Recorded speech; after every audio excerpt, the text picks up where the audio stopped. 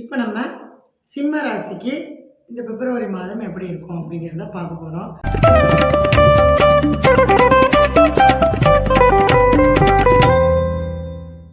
இந்த சிம்ம ராசிக்கு பார்த்தீங்க அப்படின்னா ராசிநாதன் முதல்ல 6ஆம் இடத்துல பகை வீட்டில் போய் உட்கார்ந்துருக்காரு.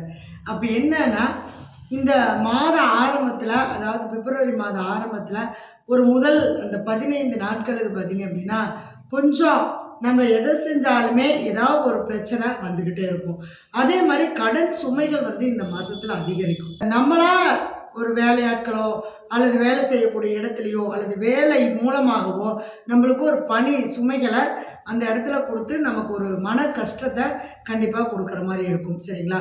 இந்த மாதத்தில் தேவையில்லாத கடன்களை நீங்கள் வாங்காமல் இருக்கிறது ரொம்ப சிறப்பாக இருக்கும். 2ஆம் அதிபதியும் 11ஆம் அதிபதி 5ஆம் இடத்துல.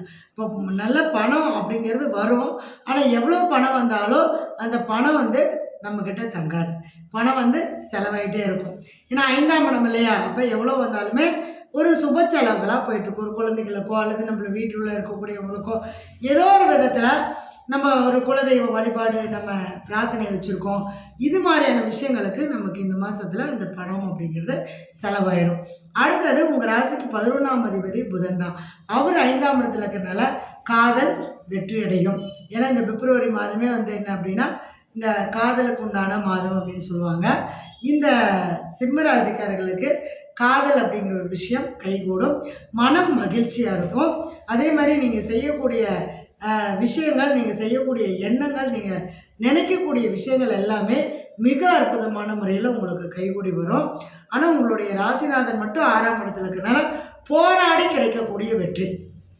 மாதம் ஆரம்பத்தில் ஒரு போராட்டமாக இருந்தாலும் மாத இறுதியில் பார்த்தீங்க அப்படின்னா உங்களுக்கு அந்த போராட்டத்திலேருந்து நீங்கள் வெளியில் வந்துடுவீங்க. 3ஆம் அதிபதி 10ஆம் அதிபதியான சுக்கிரனும் 5ஆம் இடத்துல. அப்போ இந்த மாதத்தில் நீங்கள் உடல் உழைப்பில்லாத வருமானம், கமிஷன் பேஸில் செய்கிறது, உங்களுடைய தொழில், இது மாதிரியான விஷயங்கள் எல்லாமே உங்களுக்கு ஒரு சிறப்பான ஒரு பலன்களை கொடுக்கும். அதே மாதிரி சுக்கிரன் மாத பிற்பகுதியில் 6ஆம் இடத்துக்கு போயிடுறாரு.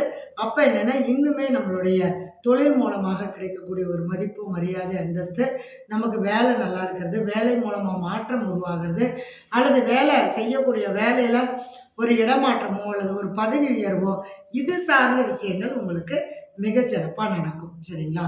அடுத்தது 4ஆம் அதிபதியும் 9ஆம் அதிபதியுமான செவ்வாய் 5ஆம் இடத்துல இருக்கிறார். அப்போ தாய் தந்தையின் மூலமாக நமக்கு ஒரு மன மகிழ்ச்சியையும், ஒரு வீடு சம்மந்தப்பட்ட விஷயங்களில் நமக்கு ஒரு திருப்தியையும் கண்டிப்பாக கொடுக்கும்.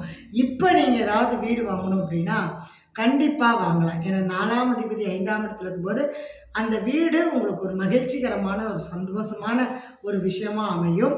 அதே சமயத்தில் கொஞ்சம் கடன் படுறதுக்கான ஒரு சூழ்நிலைகளை உருவாக்கி கொடுக்கும். அதனால் சொத்து சம்மந்தப்பட்ட பிரச்சனைகள், சொத்து சம்மந்தப்பட்ட விஷயங்களுக்காக நம்ம கடன் வாங்குகிறோம் அப்படின்னா கண்டிப்பாக நம்ம தாராளமாக கடன் வாங்கலாம். அந்த கடனை கண்டிப்பாக கட்டிடலாம். சரிங்களா? அதில் எந்த ஒரு மாற்றமும் இல்லை. ஆனால் தந்தையாருடைய உறவுகள், இவங்க எல்லாமே உங்களுக்கு இந்த மாதத்தில் ஒரு சப்போர்ட் பண்ணி கொடுக்குற மாதிரி ஒரு சூழ்நிலைகளை கண்டிப்பாக கொடுத்தே தீரும். சரிங்களா? ஏன்னா 3 கிரகங்கள், புதன், செவ்வாய், சூரியன், 3 கிரகங்கள் பார்த்தீங்க அப்படின்னா உங்களுக்கு 5ஆம் இடத்துல இருக்காரு. பூர்வ புண்ணிய ஸ்தானத்தில் இருக்கிறனால இதுவரைக்கும் நீங்கள் செஞ்ச புண்ணியமாகட்டும் அல்லது உங்களுடைய முன்னோருடைய புண்ணியமாகட்டும், இந்த காலகட்டங்கள் உங்களுக்கு மிகப்பெரிய ஒரு அற்புதமான ஒரு வாய்ப்பை கண்டிப்பாக கொடுக்கும். சரிங்களா? 7ஆம் அதிபதி சனி பகவான் 6, 7 கூடியவர் மட்டும் 7ஆம் இடத்துல கண்டச்சனியாக இருக்கார். அப்போ சனி பகவான் உங்கள் ராசிக்கு பொதுவாகவே பகையான கிரகம். பகையான வீட்டில் நல்ல ஆட்சி பலமாக இருக்கிறதுனால என்னென்னா நீங்கள் யாருக்கு என்ன நல்லது செஞ்சீங்கனாலும் இந்த காலகட்டங்கள் உங்களுக்கு பகையத்தான் கொடுக்கும். அதனால் நீங்கள் மேக்சிமம் பெரிய அளவுக்கு அவங்களோட ஈடுபடுத்திக்காமல் சமுதாயத்தின் சார்ந்து இருக்கிறது நல்லது. சரிங்கன்னா உறவுகள் தான் பகையாகும். சமுதாயம் அப்படிங்கக்கூடிய விஷயங்கள் உங்களுக்கு ஒரு சப்போர்ட் பண்ணி கொடுக்கக்கூடிய ஒரு வழியில் தான் இருக்கும். இருந்தாலும் எதை செய்கிறதா இருந்தாலும், நண்பர்களாக இருந்தாலும் சரி, ஒரு கூட்டு தொழில் பண்ணுறதா இருந்தாலும் சரி, ரொம்ப கவனமாக செய்யணும். பெரிய அளவுக்கு முயற்சிகளை நம்ம அந்த மாதிரியான அதாவது கூட்டு தொழில், நண்பர்கள் மூலமாக செய்யக்கூடியது, வாழ்க்கை துணை மூலமாக நமக்கு வரக்கூடிய வருத்தங்கள் இதெல்லாம் கண்டிப்பாக வந்து தான் தீரும். அதனால் அதிலெல்லாம் நம்ம கவனமாக இருந்தால் போதும் கண்டக சனிங்கனால. மற்றபடி பொதுஜன தொடர்பு, நம்ம பார்க்கக்கூடிய நபர்கள் இவங்க மூலிமா நமக்கு ஒரு தொழில் உருவாகிறது இதெல்லாமே கண்டிப்பாக நடக்கும். சரிங்களா? அடுத்தது 8ஆம் இடத்துல ராகு. 8ஆம் இடத்துல இருக்கக்கூடிய ராகு பகவான் பார்த்திங்கன்னா திடீர் அதிர்ஷ்டியும் திடீர் பிரம்மாண்டமான ஒரு வளர்ச்சியையும் உங்களுக்கு கண்டிப்பாக கொடுத்தே தீரும். அதுவும் குருவுடைய வீட்டில் இருக்கிறதுனால மிகப்பெரிய ஒரு பணம் பொருளாதாரம் சம்பாதிக்கிறதுக்கான ஒரு யோகத்தை கண்டிப்பாக கொடுத்தே தீர்க்கும். அதே மாதிரி 5, 8ஆம் அதிபதியான குரு பகவான் 9ஆம் இடத்துல பாக்கியஸ்தானத்தில் தான் இருக்கார். இதுவரைக்கும் உங்களுக்கு குரு பகவானுடைய அருட்பார்வை உங்களை காப்பாற்றிக்கிட்டே வந்துட்டுருக்கு. உங்கள் குலதெய்வத்துடைய ஆசீர்வாதம் உங்களுக்கு பரிபூர்ணமாக இருக்குது. சரிங்களா? இந்த கேது பகவான் மட்டும் பார்த்தீங்க அப்படின்னா உங்கள் ராசிக்கு 2ஆம் இடத்துல இருக்கார். இந்த கேது பகவான்னா கொஞ்சம் நமக்கு இந்த பணம் வரவுகளை கஷ்டப்படுத்தி கொடுக்கும், ஆனால் கண்டிப்பாக கொடுத்துரும். அதே மாதிரி நீங்கள் இப்போ பேசக்கூடிய வார்த்தைகள் எல்லாமே புதுசாக இருக்கும். அதாவது புதிய கண்டுபிடிப்பான ஒரு வார்த்தைகளாக இருக்கும். அதே மாதிரி உங்களுடைய வளர்ச்சிக்கு தேவையான வார்த்தைகளாக இருக்கும்.